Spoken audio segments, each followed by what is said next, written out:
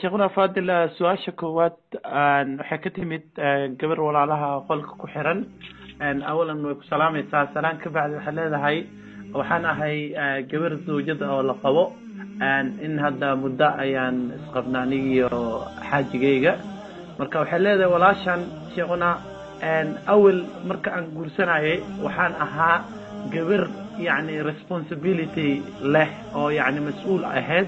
oo waxeeda iyo yani u gacan yani kaligeed sameysanaysay hadda markii la guursaday ma sha Allah waxa tiri odaygayga xagga dhaqaalaha aad uu fiican yahay laakiin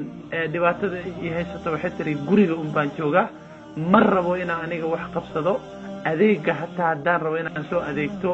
isaga ayaa raba inuu soo adeego aniga wuxuu leeyahay guriga iska fadhi school baan dhigan jiray baan tiri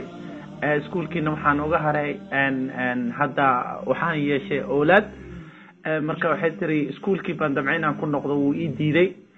qaraabadeedana markaan rabo inaan u tago wuu xanaaqa haddaan ku dhaho qaraabada u tagaaya ama waan baxaya inaan banaanka xoogaa soo socdo oo neefta soo qaatona wuu ii diidaa baleeda marka waxay leedahay waan isku buuqay guurka inuu sidan ahaa iyo inaan aniga wax iga qaldan yahay iyo inuu isaga wax ka qaldan yahay ayaan kala garan laahay hadda waxay iga taagan tahay inaan ninkan walaalkay inaan lugoonin aan meeshaan aan sheekadayna ku dhamaysanay leeda walaasha marka waxa leedahay sheekuna faadil iisoo ducay maxaa igula talin lahayd arinta ay haysato oo pressure kaas badan oo ay hayso فليتفضل مشكورا ومأجورا شيخنا. الحمد لله والصلاة والسلام على رسول الله صلى الله عليه وسلم وبعد قبضاسي ارتمرك كوبات إلهي كشكري تبارك وتعالى وحاس شيغاتي نعموين آد أفر بضن وأين هيسنين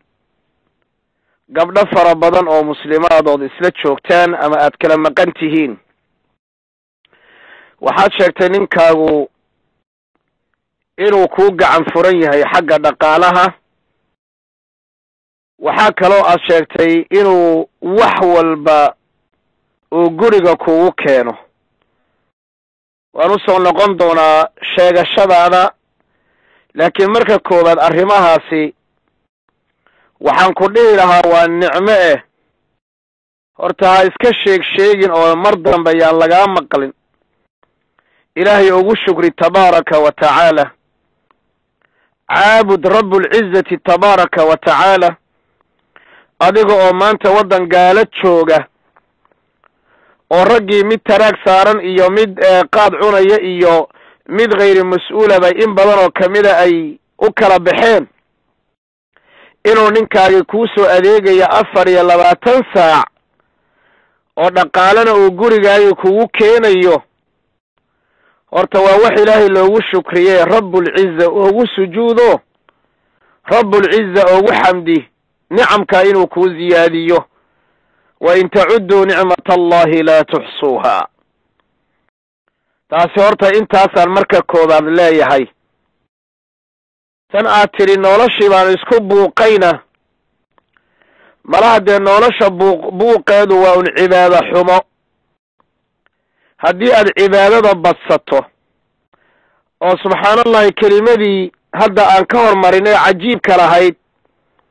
ee isbarbar dhigaysay qoyska wanaagsan iyo qoyska kale intaad dhegaysato kelimada si fiican mar labaad ku soo ceshato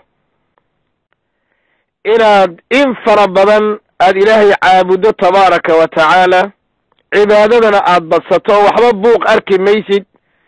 caruurtaadaba kugu filan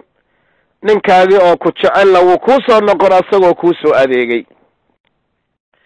ninka waxaan dhihi lahaa rag badan baad ka fiican tahay allaha kuu ziyaadiye jazaaka allahu khayran inaad haweenayda aad ka haqabtirtay adeeg iyo dhaqaale intaba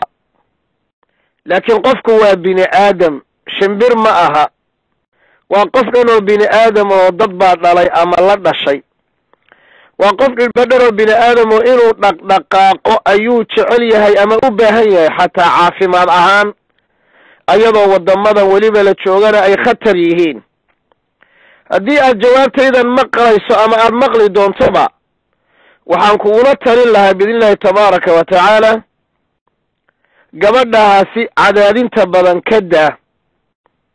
وقبلها إيه الكيدية قرابة ذا وحي أنقولي لها مركا كاسة سهادين أذيقا أيضا عافمات بيقنقن قرابة حريرين ويقنقن بركة كإيمان يسنى قولي لها عرورتا بيكسو النقن بري ولا كلا ديمان دونا كرايو أدوغو متقارد انتا نولان دونته قبلو إهلكاغا أذيقا إيه إهلكيدوغا inay barato oo isbartaan oo u tagto oo iskaga soo nafisto marka adigu shaqada ku maqan tahay mesela waa tusaale